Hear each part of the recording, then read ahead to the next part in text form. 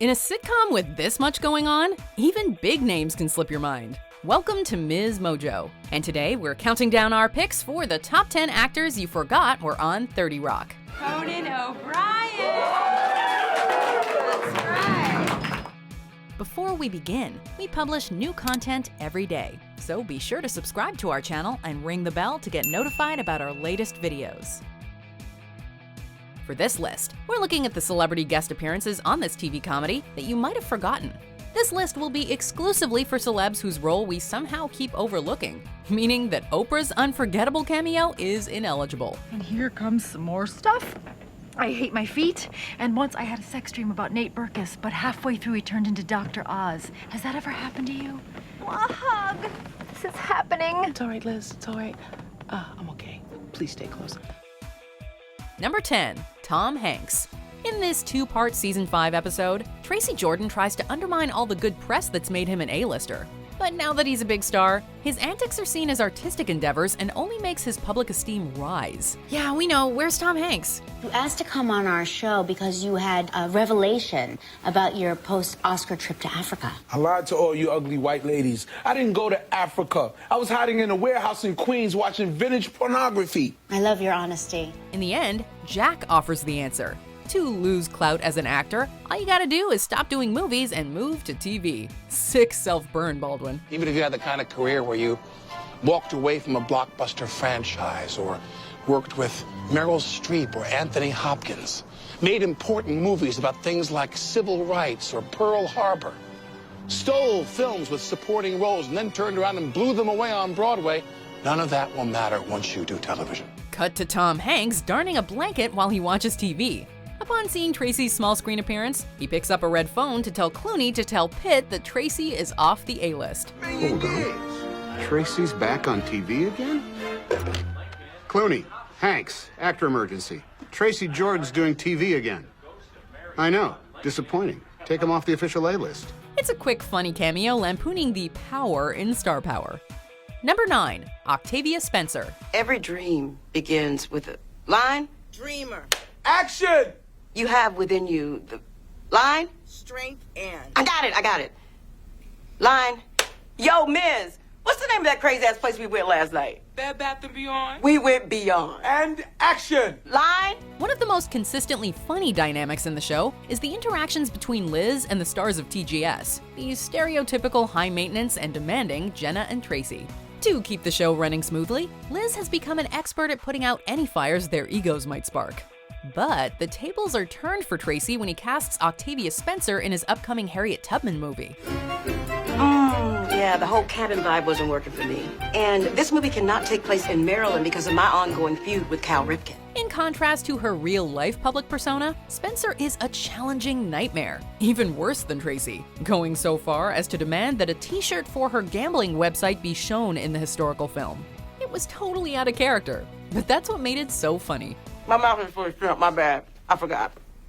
Action! If Harriet...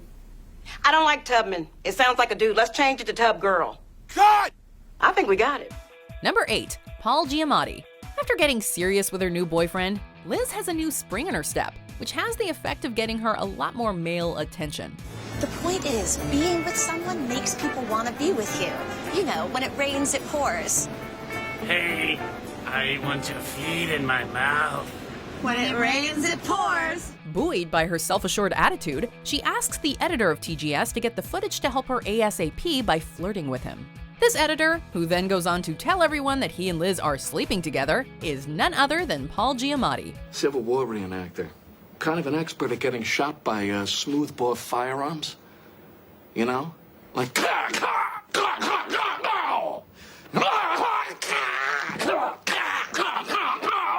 Death to Lincoln! He can do a combo of nice guy, sleazy coworker so well, the casting was really on point. In the end, Liz helps him get the girl he really wanted, and stops the rumor mill in the process. I guess some other woman will get to enjoy that waterbed that you're saving up for.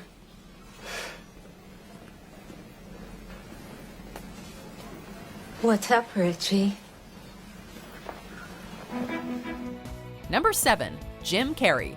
Will he bring his bucket of sweets for Mom and Pop and me? What the crap is going on in here? The man of many faces donned a special new guise for this oddball episode, Leap Day William. What, never heard of Leap Day William? He lives in the deepest depths of the sea and will exchange candy for the tears of children. Just like on Christmas, there are a number of holiday-themed festivities and TV specials surrounding this occasion. In one, we see Jim Carrey playing the holiday's gift giver. Honey, I'm about to do something pretty crazy. You should. It's Leap Day. Real life is for March. No, just hear me out.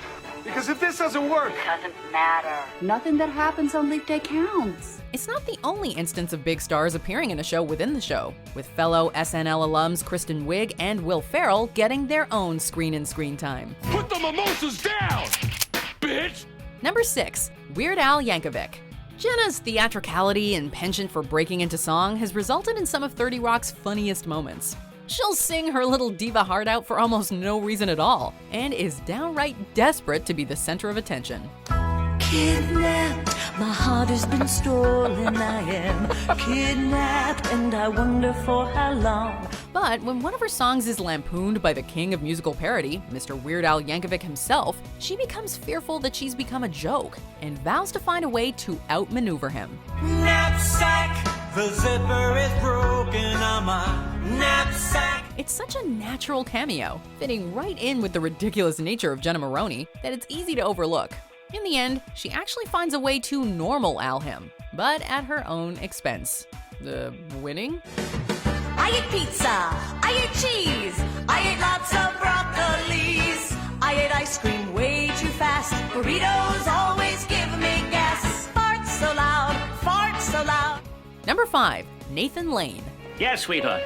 I'm looking for Jack Donaghy. And you are? Eddie Donaghy, Jack's brother. Really? Because Jack never mentioned a brother, and his name is Donaghy, not Donaghy.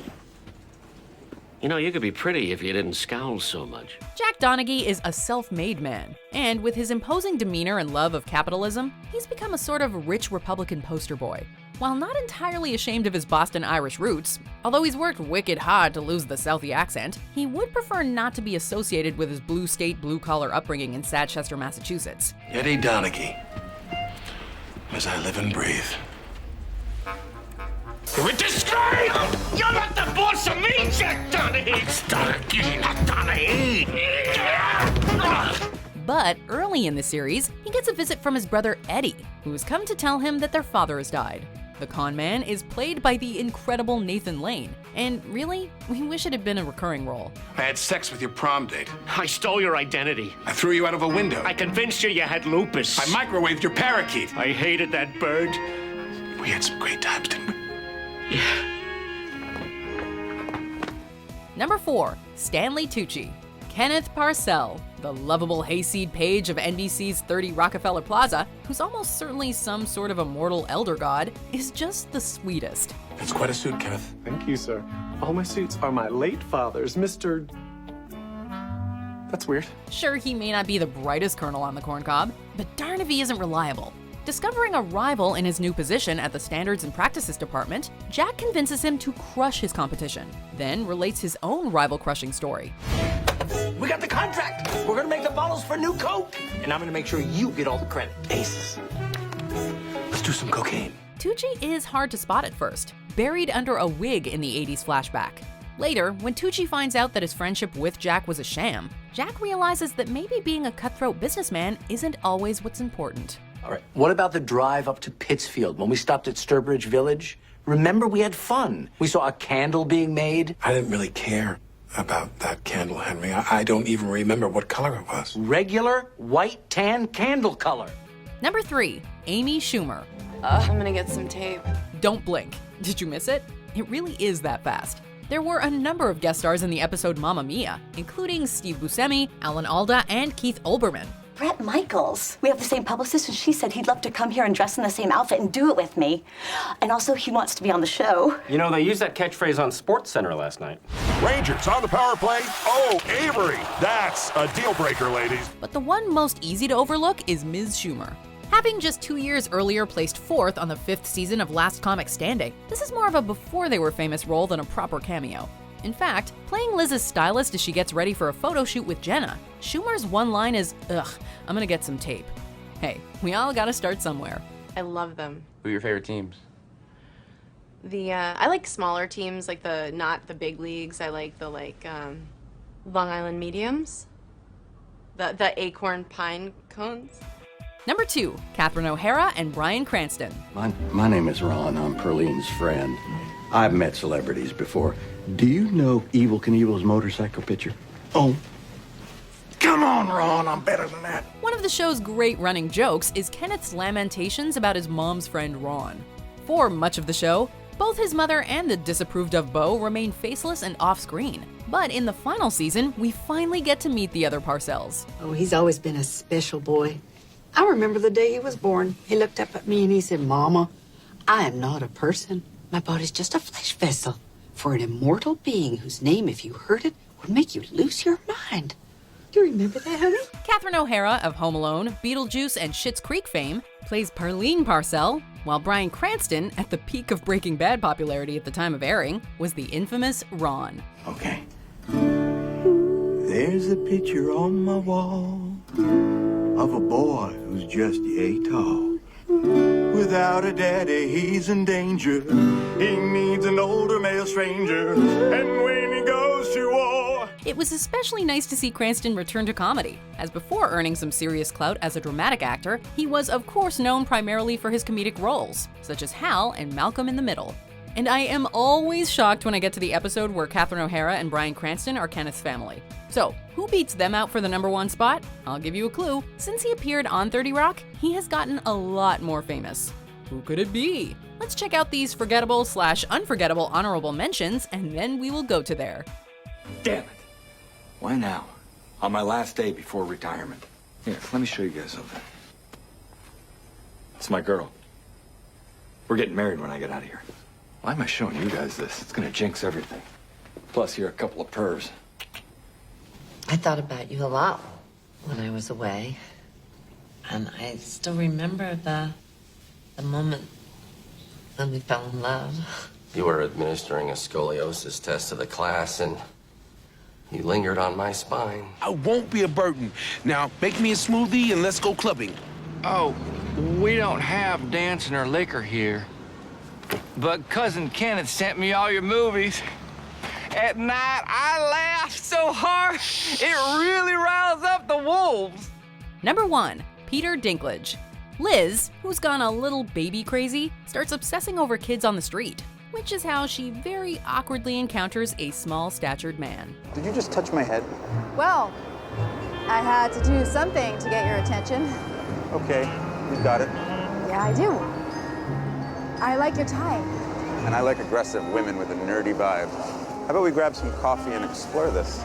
Peter Dinklage, in his pre-Game of Thrones days, had not yet achieved international renown, but was already earning a reputation for playing intelligent, confident, magnetic characters who tend to be underestimated. Is anything even going to happen between us tonight? No.